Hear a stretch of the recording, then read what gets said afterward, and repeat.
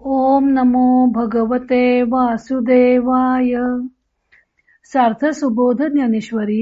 लेखन व वाचन सौ मनीषा भास्कर अभ्यंकर, महाराष्ट्र, मिरज 416410.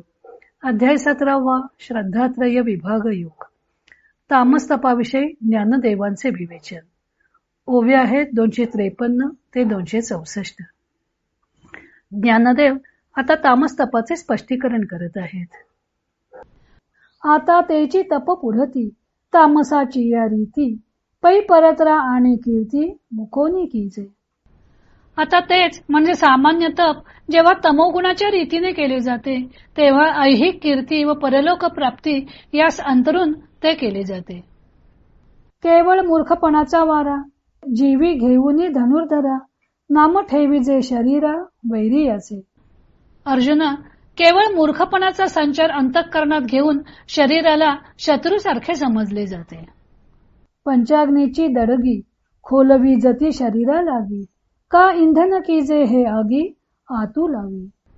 व पंचाग्नीच्या ज्वाळा शरीराला लावल्या जातात अथवा शरीराला सर्पण समजून अग्नीत म्हणजे पंचाग्नीत ते लावले जाते.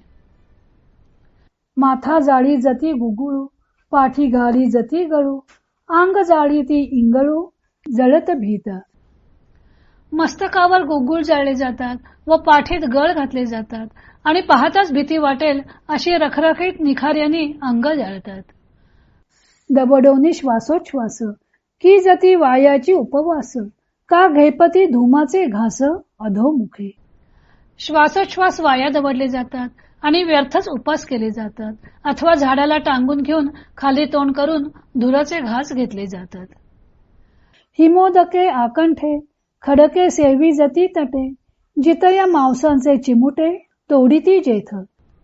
थंडीच्या दिवसात गळ्यापर्यंत थंड पाण्यात उभे राहतात, खडकावर किंवा नदीच्या काठावर बसतात व ज्या तपात आपल्या अंगाचे जिवंतपणे मांसाचे लचके तोडतात. ऐसी नाना परी हे काया, घाय सुतापई धनंजय, तप की जे नाशावया पुढी लाते. अर्जुना, अशा नाना प्रकाराने या शरीरावर घाव घालून जे तप करतात आणि तेही दुसऱ्याचा घात करण्याकरता करतात. अंग भारे सुटला धोंडा, आपण फुटोनी होय खंड खंड, का आड झाली याते रगडा करी जैसा. पर्वतावरून अंगाच्या वजनाने सुटलेला धोंडा आपण स्वतः फुटून तुकडे तुकडे होतो, शिवाय जे काही आपल्या आड येईल त्याचा जसा चुराडा करतो. तेवी आपलिया आटणिया, सुखे असतया प्राणिया, जिनावया शिराणिया कीजतीगा. त्याप्रमाणे आपल्याला त्रास घेऊन सुखात असलेल्या प्राण्यांना जिंकण्याच्या इच्छेने जी तपे केली जातात. किंबहुना हे वोखटी घेऊनी क्लेशाची हातवटी, तप निफजे ते किरीटी तामस होय. फार काय सांगावे, ही दुःखाची वाईट रीत अंगीकारून अर्जुना जे तप उत्पन्न होते ते तामस होय. एवं सत्वाधिकांच्या अंगी पडिले तप तीही भागी, झाले तेही तुझ चांगी दाविले व्यक्ती. त्याप्रमाणे सत्वादी 3 गुणात पडलेले तप 3 प्रकारचे झाले, ते देखील तुला चांगले स्पष्ट दाखविले. आता बोलता प्रसंगा आले म्हणून पैगा, करू रूप दानलिंगा त्रिविधातय. आता बोलताना प्रसंगात आले म्हणून त्या 3 प्रकारच्या दानांच्या लक्षणांचे स्वरूप सांगू.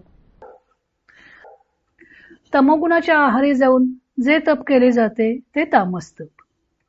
त्यामुळे इहलोके कीर्ती मिळत नाही आणि परलोकही प्राप्त होत नाही. तमोगुणी मनुष्य तप करतो ते शरीराशी शत्रुत्व घेऊनच करतो.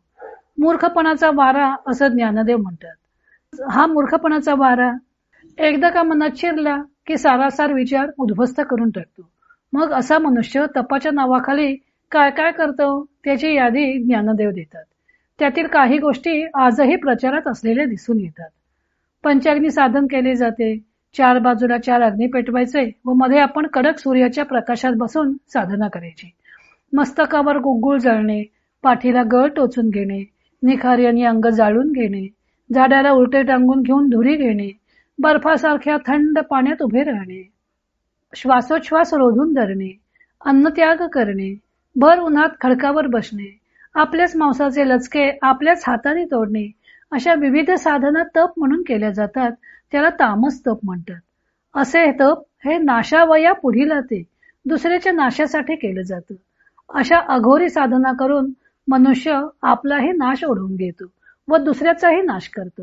समर्थाने सुद्धा तमोगुणी मनुष्याचं वर्णन करताना अशा तमोगुणी साधनाचा उल्लेख केलेला आहे. एकूण दुसऱ्याला त्रास देण्याच्या हेतूने जे तप केले जाते ते तामस तप आहे. आता पुढे भगवंत दानाचे त्रिविध प्रकार सांगणार आहेत. तो भाग आपण उद्या पाहू.